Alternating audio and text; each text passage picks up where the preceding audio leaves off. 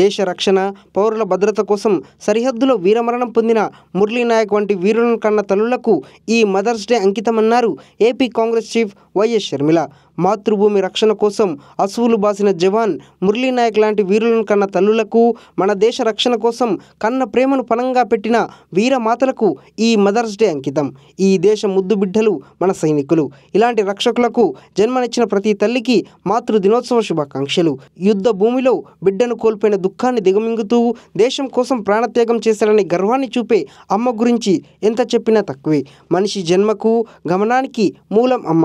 ఈ సృష్టిలో అమ్మ ప్రేమకు సమానమైనది మరొకటి లేదు. అమ్మ ప్రేమ, దీవెనలే మనకు కొండంత అండ అని ఆమె పేర్కొన్నారు. ఆంధ్రప్రదేశ్ శ్రీ సత్యసాయి జిల్లా గోరంట్ల మండలం కల్లితండాకు చెందిన మురళీ నాయక్ సరిహద్దుల్లో దేశం కోసం ప్రాణత్యాగం చేసిన విషయం తెలిసింది. మురళీ నాయక్కు డిప్యూటీ సీఎం పవన్ కళ్యాణ్, మంత్రి నారా లోకేష్ నివాళులర్పించారు. అనంతరం కుటుంబ సభ్యుల్ని పరామర్శించారు. రాష్ట్ర ప్రభుత్వం తరఫున 50 లక్షల రూపాయలు, 5 ఎకరాల భూమి, 300 గజాల ఇంటి స్థలం మరియు కుటుంబంలో ఒకరికి ఉద్యోగం ఇస్తామన్నారు. వీర జవాన్ కుటుంబానికి వ్యక్తిగతంగా తాను 25 లక్షల రూపాయలు ఇస్తున్నట్లు పవన్ కళ్యాణ్ హామీ ఇచ్చారు. ఆదివారం వీర జవాన్ అంత్యక్రియలు ముగిశాయి. అంత్యక్రియల్లో మంత్రులు నారా లోకేష్, అనగాని సత్యప్రసాద్, సత్యకుమార్, అనిత, సవిత మరియు ఎమ్మెల్యేలు పాల్గొన్నారు.